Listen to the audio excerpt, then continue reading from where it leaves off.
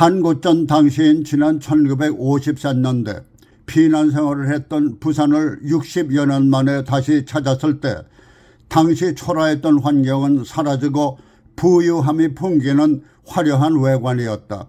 이 화려한 외관만큼 부산 시민들의 자부심도 컸다.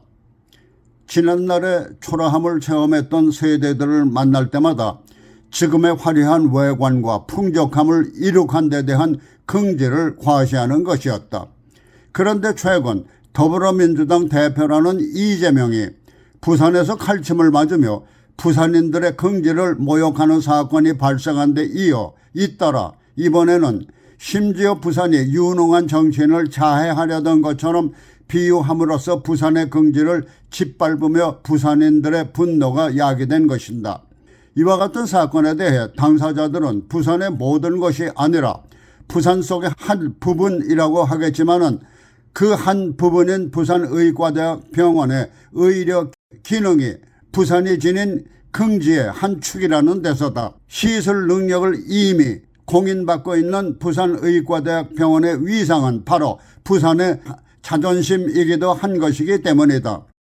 이재명이 지난 1월 2일 부산 가덕도 신공항 부지를 방문한 것은 총선을 앞두고 신공항 건설을 약속함으로써 부산의 지지를 얻기 위한 것이었을 게다.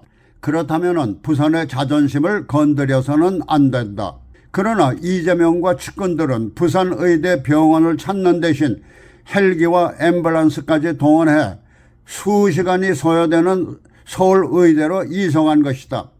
이에 대한 비난이 일자 이재명 측은 경정맥이라는 심각한 상처로 이송이 불가피했다는 변명이지만은 만일 심각한 상처였다면 이송 중 목숨을 잃을 수도 있는 것이다. 그러나 그런 위급한 상황에도 먼 길을 택한 것은 이미 상처가 경상이라는 것을 알았을 수도 있다는 것이다. 그래서 이와 같은 변명은 우선 부산의과대학 병원의 실력을 무시하는 것이기도 하지만 한편으로는 경미한 상처라도 헬기를 이용해 유명 의료기관으로 옮길 수 있다는 자신의 권위를 과시하려는 허세일 수도 있다. 그러나 이와 같은 이재명의 허세와는 달리 경정맥 손상이라는 증상에도 능히 대처할 수 있는 능력과 시술을 가진 것으로 평가되는 것을 보면은 이재명이 그의 권위를 위해 이 의료기관의 진정한 권위를 모욕하는 것이다. 게다가 습격을 당한 며칠 후에는 민주당의 여신웅이라는 인물이 나서 이재명의 부상을 혹시라도 이 대표나 민주당에 반하는 의료 행위들이 진행이 돼 비극적인 상황이 일어났다면 감당할 수 없는 일이라면서 유력한 차기 대권 1위에 정치인의 비극을 막기 위한 것이 이재명의 서울대 의료기관으로 옮긴 이유처럼 강조하며 부산의대 병원의 실력을 폄하하는 것도 모자라 이번에는 심지어 인술이 아닌 정술, 다시 말해 의술을 정치적인 수단으로 악용하려 한 것처럼 의료진의 인격까지 모독한 것이다.